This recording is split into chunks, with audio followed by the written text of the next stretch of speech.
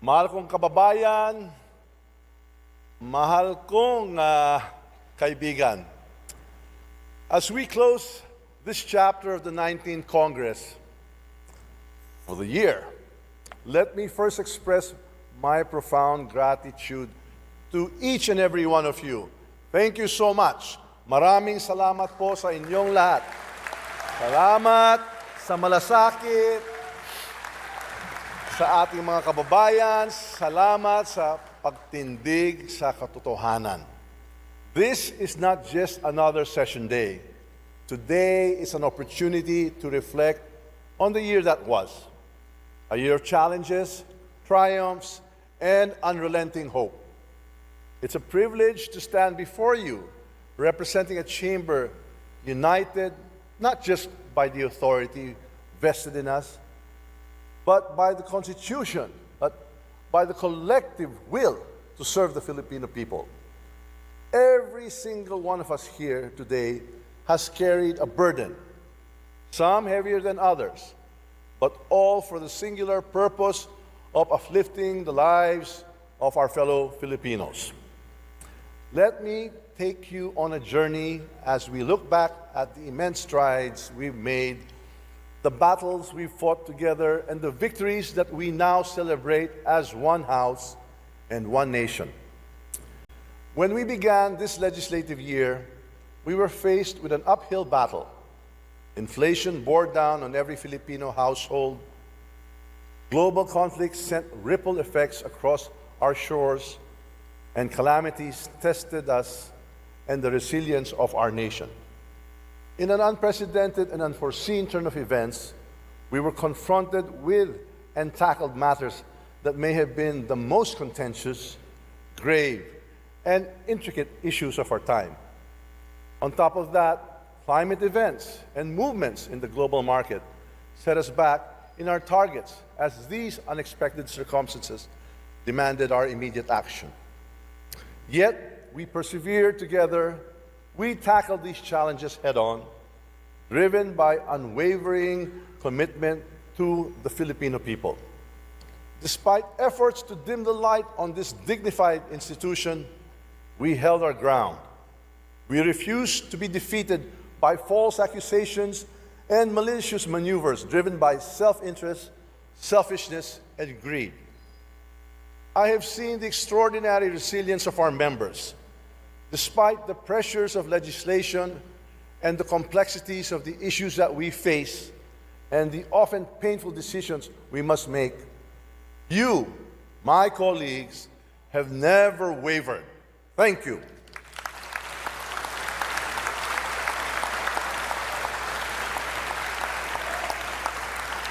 No doubt you have worked tirelessly to address the needs of your constituents, sacrificing time with your families and personal comforts to ensure that no Filipino is left behind. It is not easy to be in public service, but it is in moments like these when the results of our labor manifest in the improved lives of our people that make it all worthwhile. My dear colleagues, your resilience and determination were beyond measure. Throughout this period, we have successfully demonstrated our ability to act decisively and inclusively. Despite the pressures, obstacles, and overbearing weight of our tasks, we never backed down in our commitment to improve the lives of the Filipino people and our respective constituents. This year further displayed the strength of our democracy as we chose to uphold justice, equity, and fairness. In other words, we matched these immense challenges with great achievements.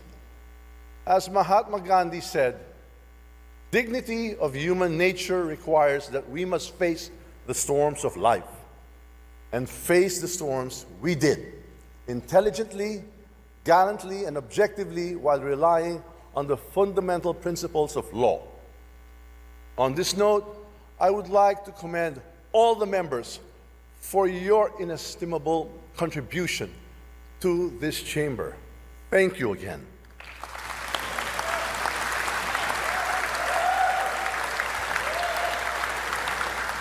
Your pivotal role in reshaping the course by which the House of Representatives conducts its work and redefining the future of our nation is by far exceptional. Your unwavering dedication to public service, eagerness to engage in debates and discussions, and mutual respect towards one another led the House of Representatives through the enactment of 71 national and 76 local laws since the opening of the 19th Congress.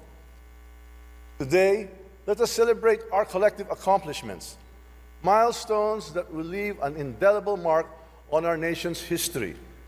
Our collaboration and tireless commitment to public service to achieve meaningful progress. The General Appropriations Act of 2025, which we ratified on December 11, is a testament to our commitment to prioritizing the welfare of our people. This is not just a budget. It is a blueprint of hope. It ensures funding for vital programs that bolster economic recovery, create jobs, and provide much-needed relief for struggling families. It is the cornerstone upon which the government operates, the key to supporting President Ferdinand R. Marcos Jr. in his Bagong Pilipinas program. With the approval of the 2025 GAA, we will be more capable of advocating for the concerns of the underprivileged, pursuing justice for the downtrodden, and formulating policies that foster equality and dignity for all citizens. We ensure that every sector is supported, from agriculture to education, from healthcare to infrastructure. This budget reflects the pulse of the nation, responding to the immediate needs of our people while laying the groundwork for a sustainable future. Alam ng bawat pamilyang Pilipino, mahirap pagkasyahin ang budget para sa araw-araw na kailangan. Bawat miyembro ng pamilya may reklamo sa budget na nakalaan sa kanya.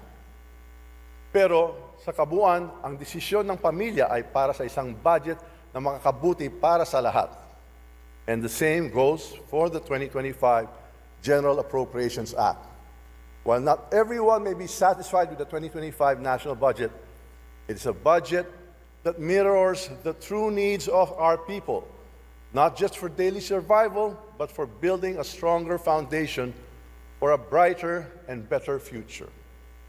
Ang budget na ibinigay natin sa mga departments at agencies, yun lang kaya nilang gastusin sa loob ng isang taon, walang labis, walang kulang. On our legislative duties, we have approved 60 out of the 64 common legislative CLA measures, demonstrating our resolve to deliver on our promises. I am proud to report that we successfully passed 27 out of the 28 priority measures identified by the Legislative Executive Development Advisory Council, the LEDAC, for passage by the end of the 19th Congress. These are not mere numbers. These are solutions to real problems faced by our constituents. Among these, I would like to highlight the National Land Use Act, which will pave the way for better land utilization and food security, and the Public-Private Partnership Act, which will attract investments and boost our economy. I'm quite elated to report that 4 more national and 36 local measures are already awaiting action by President Ferdinand R. Marcos Jr. We have ratified 3 conference committee reports. 5 measures are currently pending with the bicameral conference committee, and about 800 legislative measures approved on 3rd and final reading are awaiting action by the Senate. Since the 19th Congress opened, there were 1,366 measures approved, with 11,232 bills and 2,211 resolutions filed. This year alone, the House of Representatives, together with the Senate, worked hard to enact 51 national and 53 local laws.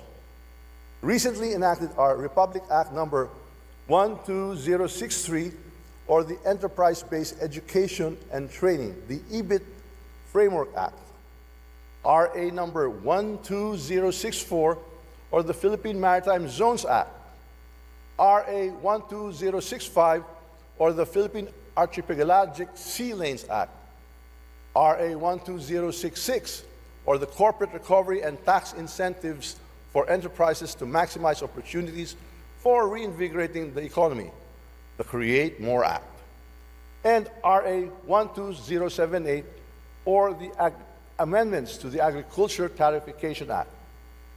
The House likewise spearheaded the recent enactment of other significant legislative measures, which include RA 12076, or the Ligtas Pinoy Centers Act, RA 12077, or the Student Loan Payment Moratorium During Disasters and Emergencies Act, RA 12079, or the VAT Refund for Non-Resident Tourists Act, and RA 12080, or the Basic Education, Mental Health, and Well-Being Promotion Act.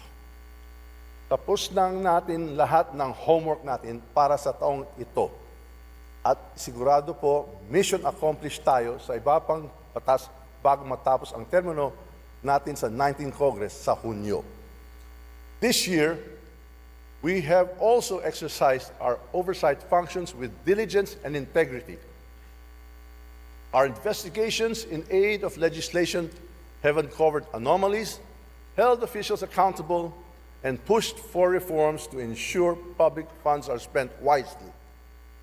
In the course of our legislative responsibilities, the House of the People remains vigilant in emphasizing the importance of transparency and accountability of public funds, reaffirming our commitment to safeguarding our most precious resources.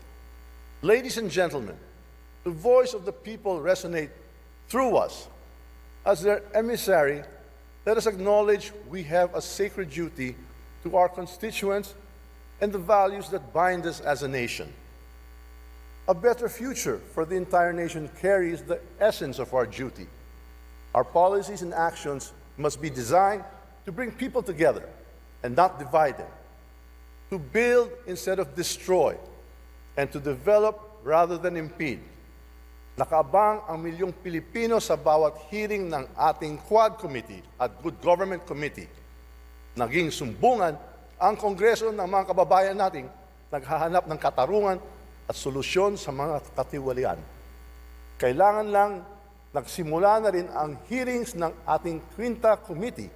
Layo natin maghanap ng solusyon kung paano pababain ang presyo ng bigas at iba pang bilihin. The Quinta Com seeks to address food affordability, accessibility, safety, while also examining the effects of agricultural practices on food production and food insecurity. Its hearings revealed significant instances of large-scale smuggling of agricultural products, manipulation of the prices of rice by traders, and the creation of artificial shortages of rice. These issues highlight specific vulnerabilities in monitoring transactions amongst wholesalers, retailers, and middlemen. Hoarding, the absence of proper monitoring, and other illegal practices have resulted to billions in foregone revenues. These most certainly must be addressed. Kaya naman, hiniling natin sa Executive Department na magbuo ng mega task force laban sa mga kartel na nagmamanipula ng presyo ng bigas at iba pang bilihin.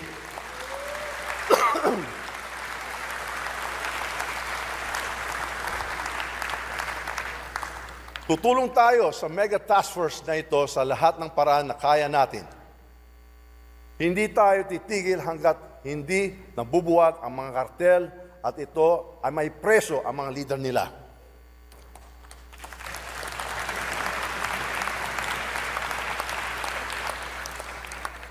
These efforts are not just about uncovering wrongdoing, they are about restoring faith in our institutions and proving that this House of the People stands firmly on the side of transparency, accountability, and justice. The Quadcom, for its part, remained unwavering in its investigations. Thanks to the valiant efforts of its members, the Quadcom investigation revealed the apparent temerity and disrespect of those who propagate serious and illegal activities involving pogos, illegal drugs, smuggling, irregularities in the Philippine visa processing, corruption, and accountability. Worse, the perpetrators were fully aware of their catastrophic implications on the government and society, yet they continued to operate without shame. Apart from the Anti-Extrajudicial Killing Act, the Anti-Offshore Gaming Operations Act, the Civil Forfeiture Act, and the fraudulent birth certificate cancellation law filed in response to the Quadcom's earlier findings, the Joint Committee is currently focused on drafting legislation that addresses evidence fabrication, explores additional accountability measures for law enforcement and officials. The hearings conducted by the Committee on Good Government illuminated the glaring and egregious ill use of the government's confidential funds. The extent of the funds' misuse and the clear absence of accountability shown through fabricated documents, falsified liquidation reports, and spurious acknowledgement receipts reveal how some shameless individuals blatantly disregard the rule of law and betray the public trust. Stricter measures for fund release and enhanced auditing policies must be implemented. Transparency in the General Appropriations Act must always be pursued. As a result, two proposed bills emerged from the hearings. One, to regulate the use of confidential funds and impose penalties for its misuse. And another, to define qualifications and penalties for special disbursing officers who violate the provisions of the law.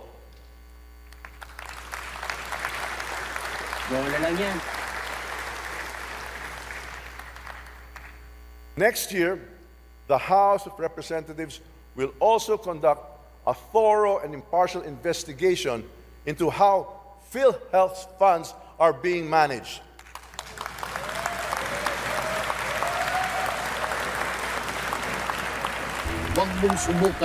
But this investigation is not about blame. It's about finding solutions. Our goal is clear: to ensure that every peso in PhilHealth's coffers works for the benefit of the members, the hardworking Filipino people who contribute month after month. If this investigation reveals that existing funds are being underutilized or are in excess of what is needed for current operations, we will pursue the following recommendations. One, further expand benefits for members until we reach the vision of zero billing in all hospitals.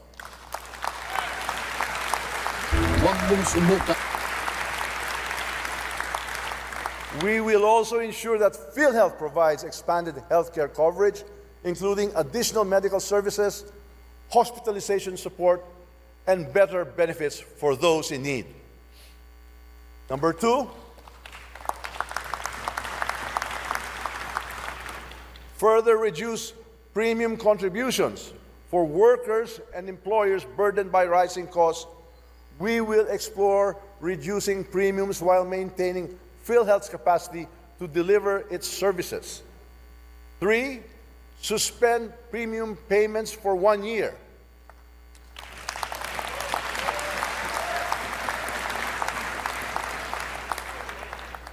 If funds remain stable and in surplus, we will recommend a 1-year suspension of premium payments for all paying members.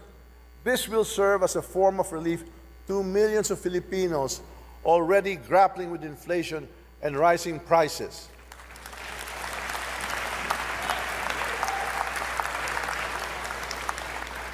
Why are we doing this? Because the Filipino deserve no less. PhilHealth.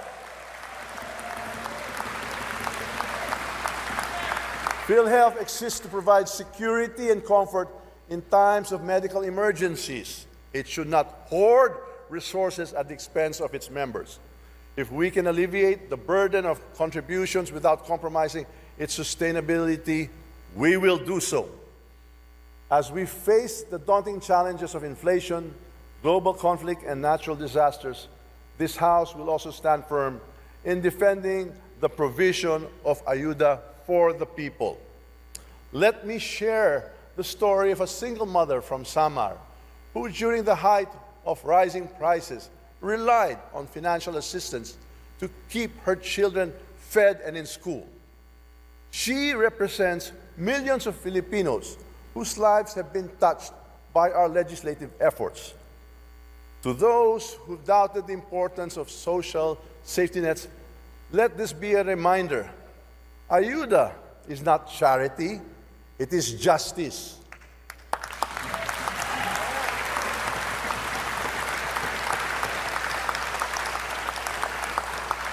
It is our duty to ensure that no Filipino falls through the cracks, especially in times of crisis. This is what governance means, not merely passing laws, but ensuring that these laws translate into hope and dignity for every Filipino family.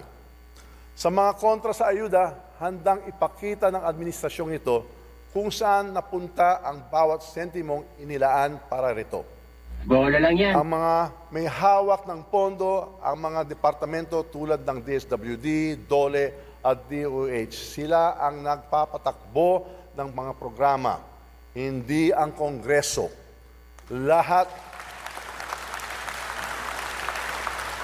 Bola lang yan. Lahat ng programa ito may totoong benepisyaryo, may totoong resibo. Walang notice of disallowance mula sa Commission on Audit.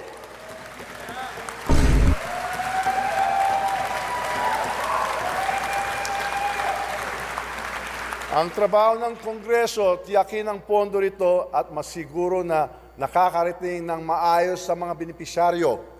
Our legislative agenda this year has been centered on economic recovery and growth. By passing measures that promote job creation, support small and medium enterprises, and attract foreign investments, we have laid the foundation for a more robust and inclusive economy. But we also recognize that the work is far from over. Inflation continues to affect the daily lives of our constituents. Families still struggle to put food on the table, and young Filipinos dream of a future free from poverty. Hindi totoo yan. Alam natin ang problema sa araw-araw ng ating mga kababayan. Kausap natin sila sa mga panahong nasa distrito tayo. Kaya naman hindi tayo tumitigil na humanap ng solusyon sa mga problemang ito. Hindi totoo yan. As we move forward, this House will continue to champion policies that address these concerns. Policies that provide opportunities, alleviate burdens, and inspire hope. In its Philippines Economic Update report released this December, the World Bank indicates that the Philippines will continue to make progress in reducing poverty. As a result of robust economic growth and rising real household incomes, poverty incidence is projected to decline from 15.5% in 2023 to 13.6% in 2024, before falling further to 11.3% by 2026. Additionally, Philippine economic growth is projected to grow at an average 6% annually from 2024 to 2026. Inflation decreased to 3.2% this year, down from 6.2% a year ago. The fiscal deficit fell to 5.1% of gross domestic product in the last 3 quarters of 2024, attributed to the government's fiscal consolidation agenda. In its labor force survey, the Philippine Statistics Authority stated that our unemployment rate in October 2024 decreased to 3.9%, down from 4.2% in October of last year. The employment rate was at a whopping 96.1%, higher than October of 2023 employment rate of 94.3%. Thus, our country remains among the fastest growing economies in the region. If we must sustain these gains, we must continue advancing digital technology, investing in human capital, and implementing bold reforms in our monetary policies. As the holiday season approaches, let us be reminded of what Christmas truly means: hope, love, and unity. It is a time to reconnect with our loved ones, to find joy in the simplest moments, and to draw strength from the relationships that anchor us. It is also time to extend compassion to those who have less, to the families displaced by typhoons, to workers struggling to make ends meet, and to the children yearning for a brighter tomorrow. Let us cherish the opportunity to practice introspection, kindness, and compassion. May we be reminded that even in the bleakest of periods, enlightenment may triumph. Christmas also urges us to connect with others, fortify our relationships, and conceive a more promising future for all. We, as legislators, possess a distinct opportunity to exemplify the essence of Christmas in our actions. The birth of Christ urges us to embrace unity, tolerance, humility, and generosity.